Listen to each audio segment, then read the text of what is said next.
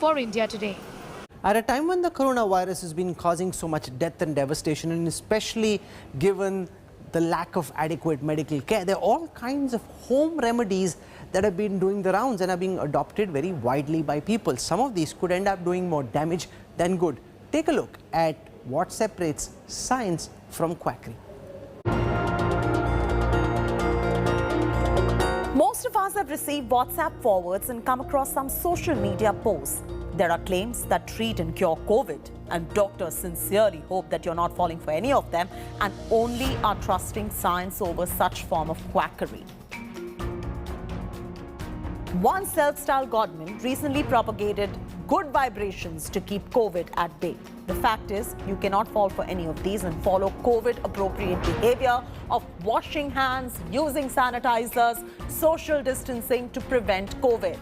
Some forwards make vaccines look like villains. Please do not fall for these and get vaccinated. These forwards, some rather hilarious, even claim to treat COVID through homemade nuskas. Doctors warn they do more harm than good. For instance, onions with rock salts do not treat COVID, and neither does inserting lemon drops in your nostrils. If your oxygen levels are running low, call for medical assistance. Some of these myths floating around of making people with low oxygen levels inhale camphor and ajwain are ultimate forms of quackery, warn the doctors. We do not want a person, for example, whose oxygen saturation drops to stay at home and smell camphor so that his saturation goes up. This is a complete myth. Please believe in your medical fraternity and doctors and stop believing in unscientific remedies. While yoga is good for overall well-being, it is not an emergency go-to when a patient's oxygen saturation levels are dropping.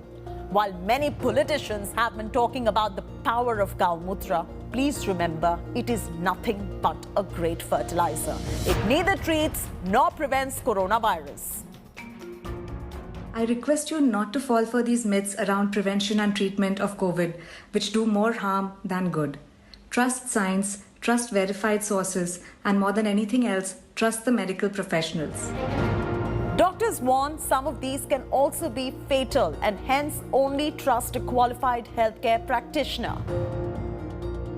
For prevention and treatment of COVID, ultimately you will need care from a certified and qualified healthcare practitioner, and in some cases, hospitalization too.